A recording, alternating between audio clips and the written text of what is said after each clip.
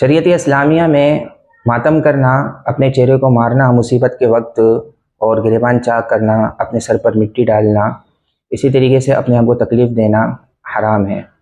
بلکہ حکم یہی ہے شریعت اسلامیہ میں کہ غم کے وقت صبر کرنا ہے۔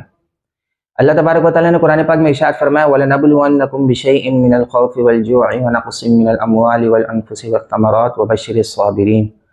اس آیہ کریمہ میں اللہ تبارک و تعالیٰ نے مختلف چیزوں سے آزمائش کا ارشاد فرمایا کہ ہم مختلف چیزوں سے آزمائش کریں گے، کبھی بھوک سے کریں گے، کبھی جان سے کریں گے، کبھی پھلوں کی کمی سے کریں گے۔ الغرض یہاں پر آزمائش کے بارے میں ارشاد فرمانے کے بعد آخر میں یہ ارشاد فرمایا وَبَشِّرِ الصَّابِرِينَ۔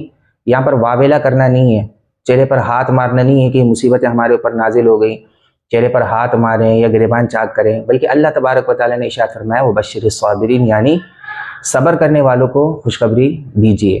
آگے ارشاد فرماتا ہے کہ صبر کرنے والے کون ہیں؟ الذین اذا اصابتهم مصیبہ، کہ وہ لوگ ہیں کہ جب ان کے اوپر کوئی مصیبت پہنچتی ہے قالوا انا للہ وانا الیہ راجعون، تو وہ کہتے ہیں انا للہ وانا الیہ راجعون، کہ مصیبت اور غم کے وقت فقط اتنے کہنے کی اجازت ہے انا للہ وانا الیہ راجعون۔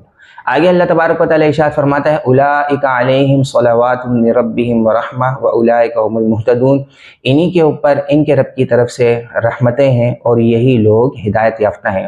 تو اس آیہ کریمہ میں آپ نے دیکھا کہ اللہ تبارک و تعالیٰ نے مصیبت کے وقت صبر کرنے کا حکم ارشاد فرمایا اور صبر کرنے والوں کو خوشخبری دی ہے۔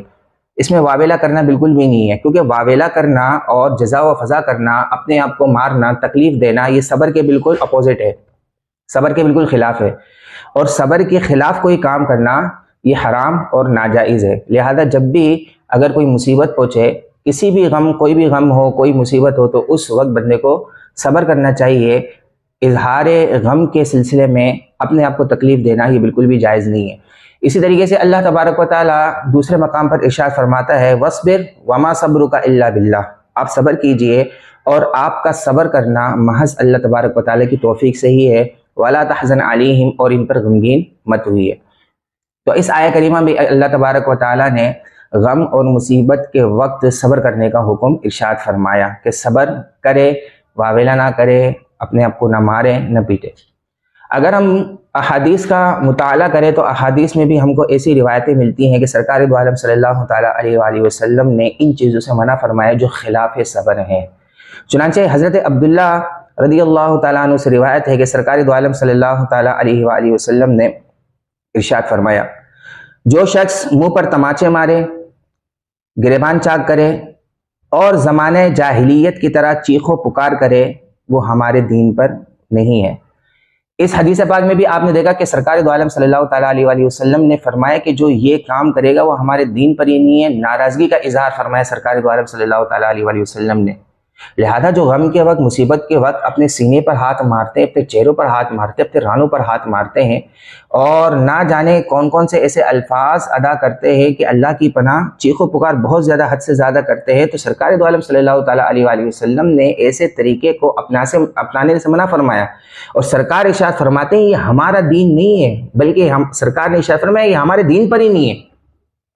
اگلی حدیث پاک میں ہے، حضرت ام عطیہ رضی اللہ تعالیٰ عنہا بیان کرتی ہیں کہ ہم نے رسول اللہ صلی اللہ تعالیٰ علیہ وآلہ وسلم سے بیعت کی، آپ نے ہم پر یہ آیہ کریمہ تلاوت کی کہ وہ عورتیں اللہ تبارک و تعالیٰ کے ساتھ بالکل شرک نہ کریں اور ہم کو نوحہ کرنے سے منع فرمایا۔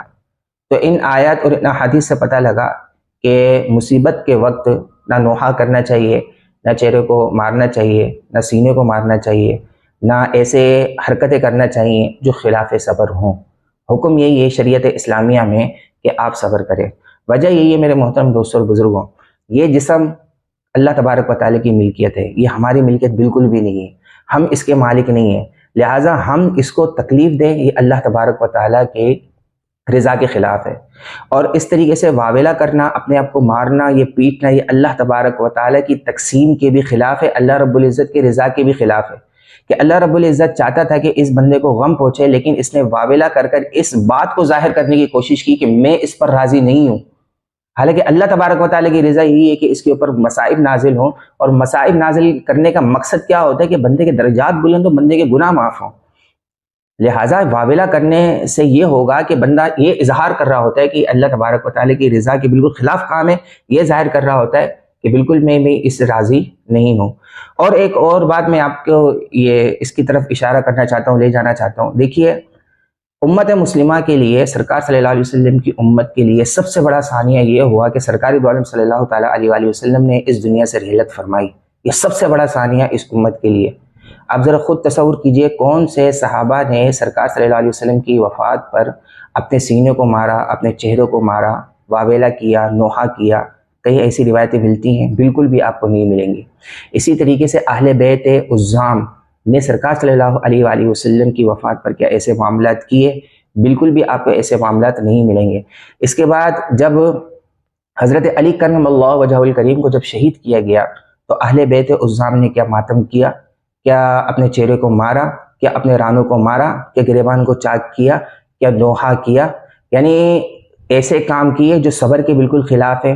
ایسے کام آپ کو بالکل بھی نہیں ملیں گے۔ اسی طریقے سے جب امام حسن رضی اللہ تعالیٰ عنہ کو شہید کیا گیا تو حضرت امام حسین رضی اللہ تعالیٰ عنہ کی طرف سے کیا آپ نے ایسی روایت پڑھی ہے کہ آپ نے خلاف صبر کوئی کام کیا ہو؟ بلکہ اہل بیت عظام کی یہی شان ہے کہ جب بھی ان کے اوپر کوئی مصیبت نازل ہوئی ہے ہمیشہ اللہ تبارک و تعالیٰ کی رضا پر راضی رہے۔ تو ہمیں بھی چاہیے کہ ہم اہل بیت عظام کے طریقہ کار پر چلیں، ان کی سیرت پر چلیں۔ جب بھی کوئی ایسی مصیبت نازل ہو ہمیں اللہ تبارک و تعالیٰ کی رضا پر ہمیشہ راضی ہونا چاہیے۔ اللہ تبارک و تعالیٰ کی بارگاہ میں دعا کہ ان باتوں کو ذہن میں محفوظ کر دوسروں تک پہنچانے کی توفیق عطا فرمائے۔ آمین۔ وآخر دعوانا ان الحمد للہ رب العالمین۔